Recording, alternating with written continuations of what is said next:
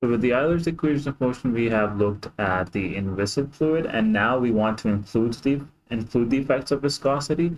So we want to look at the viscous flow. And although the general equations of motion include those in here, but they're too complicated to solve, like I've already said. So we need to somehow find a way to develop the relationship between stresses and velocities to reduce these terms.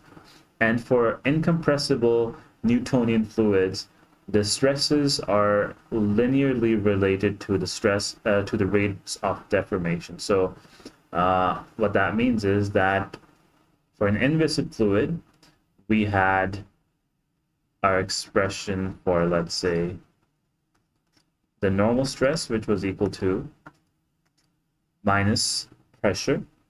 And if we were looking at the viscous flow now, then that means that this should include here an additional term, which should be a viscous term.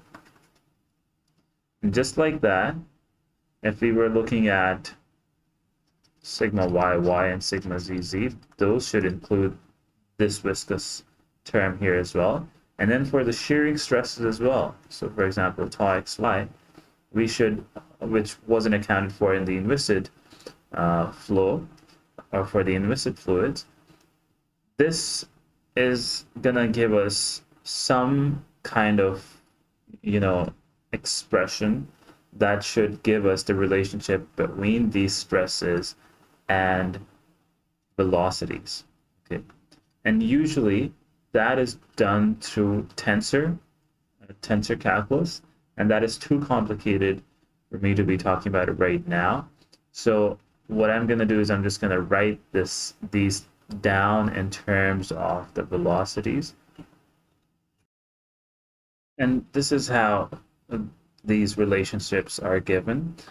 Tensor calculus is a bit too complicated right now to explain, but I will leave a reference in the video description if anyone is interested in looking at it in more detail. Essentially, tensor calculus is an extension of vector calculus, and it's based on Einstein's theory of relativity in a way. And this entire thing, this is based on what is known as the Stokes hypothesis. And Stokes hypothesis is something that doesn't really have an explainable physical meaning or an explainable physical interpretation that is agreed upon by everybody. But based on lots and lots of experimentations, we know that the Stokes hypothesis is correct, and it can be used. So this Stokes hypothesis gives us the relationship between, it gives us a relationship which can then relate this viscosity term with proportionality constants that are in here when we are solving these through tensor calculus, and that's why he has a huge contribution in simplifying the general equations of motion and giving us the Navier-Stokes equations. So what we're going to do is, because this has given us the relationship between stresses and velocities, that means we can input these here, and we can have then velocity terms instead of any stress terms in here. That's going to obviously simplify our equations. So if we plug these in to the general equations of motion, and let me write down the right-hand side of this equation first. So I've got density multiplied with this entire term. And this entire term is the material derivative, like I've said before, and I can write it down simply as du by dt, where the capital D indicates the material derivative. I'll leave a link here if you want to go into more detail with it, but for now, just know that all of this I can just substitute by du by dt. And so the left-hand side of this equation now I can write towards this side. So it's going to be rho gx plus partial by partial x of sigma xx. So I just plug it in here, plus 2 mu, and plus partial by partial y of this term tau yx, which is here. So let me just write that down here. So now I can start simplifying this equation, and the left-hand side is going to stay the same. And towards the right-hand side, what we're going to have is, let's say, rho gx is going to stay the same as well. And then we're going to have the first term here, which is going to be minus now, minus partial p by partial x, plus, I can move this inside of the 2 mu because I'm assuming that density is, sorry, the viscosity is constant here. So it's going to be 2 mu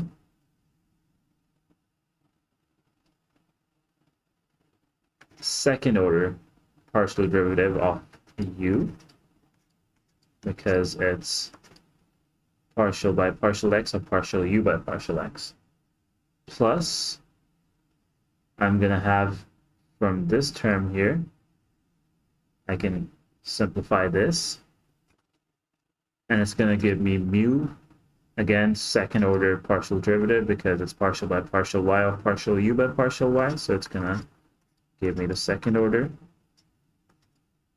PDE, I'm sorry, the second order partial derivative here, and plus now I've got mu and partial by partial y of partial v by partial x, okay?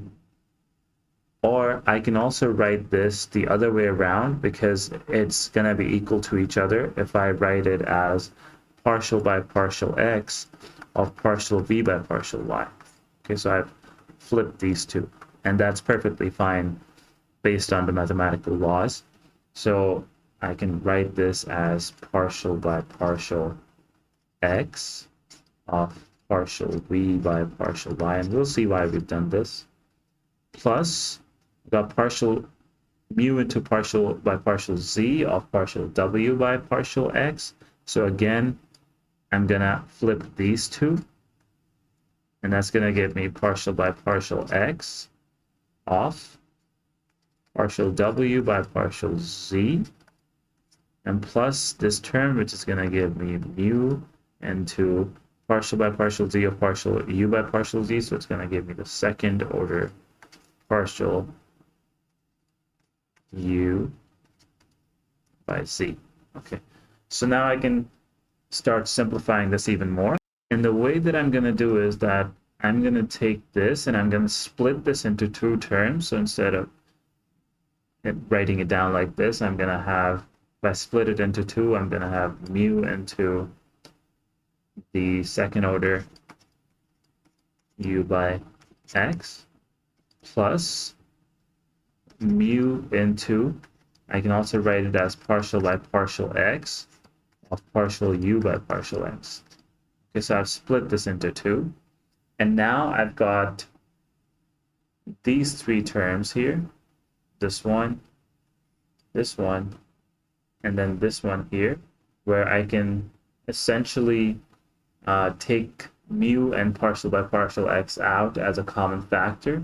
So let me write this equation down now. It's going to be du by dt equals, I'll write this term first as is convention, so partial p by partial x plus rho gx plus mu. I can take out mu as a common factor, in fact, for all the other terms. So I take out mu as a common factor, and then I'm going to have, let's look at these terms first. So partial by partial x, I take out as a common factor, and I'm going to have partial u by partial x plus partial v by partial y plus partial w by partial z, and plus now these other terms here. They're going to give me the second order terms now. And this over here, from the continuity equation, from the conservation of mass principle, this is equal to 0.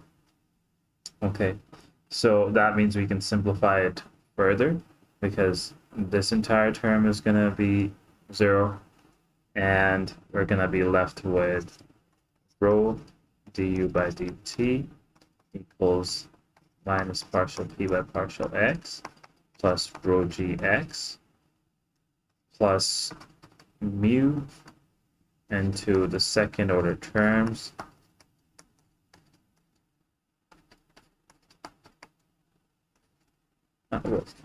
one more term here.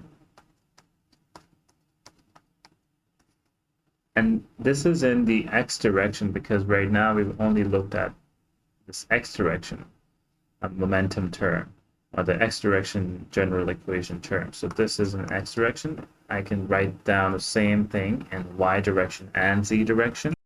And so the x, y, and z equations are written like this.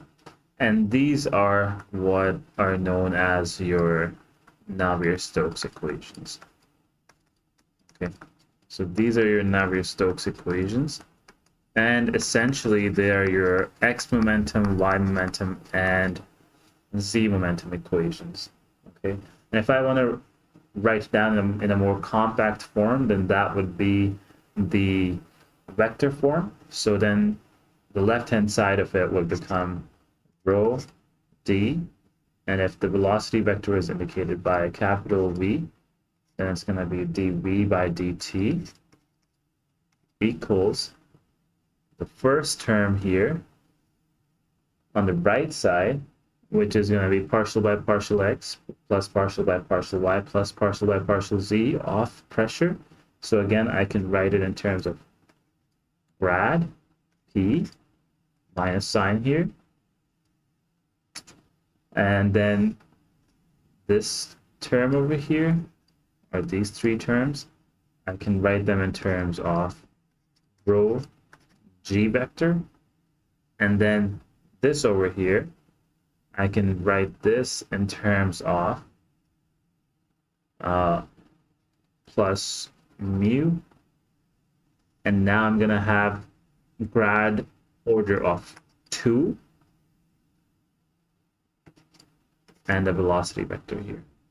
Okay, so this is my compact Navier-Stokes equation, and what this essentially means is, or what this is telling you is, that the force on each fluid particle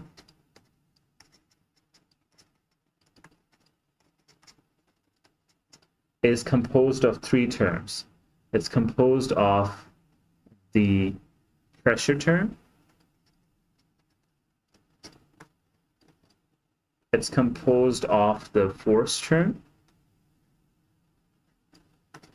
depending on what forces we're looking at. So right now we're only looking at, let's say, the body and surface forces, so that's why this is how it's accounted for. And the surface forces are accounted for using this term, which is known as the stress term or the viscous term. Okay, so right now with this, we've got 4 unknowns, because we've got the velocity unknowns, u, v, and w, and then we've got the pressure, which is the unknown. So we've got 4 unknowns, but we've got 3 equations. So that means we need 1 more equation to fully define a fluid, and that 4th equation is that we use the Navier-Stokes equation in combination with the continuity equation. But the thing is that even with this Navier-Stokes equation, it's an unsteady equation, and it's nonlinear again, and it's a second order PDE. So we don't really have analytical solutions for the Navier-Stokes equations unless we make a lot of assumptions and look at very specific cases. For example, the case where we've got two parallel plates and we want to see the flow between these two parallel plates, which is known as the Couette flow. And or another specific case if we are looking at flow around a cylindrical circular object. That could be a one case which could be simplified as well. So only a few specific cases for which we can find out solutions, but even then we can't find out the analytical solutions, we can find out the computational solutions for them, and obviously they require a lot of computational power. So this is the Navier-Stokes equation. The way we usually solve Navier-Stokes equation through computations is known as RANS, or the Reynolds average Navier-Stokes equation. It's just a hint for you if you want to look at that even further.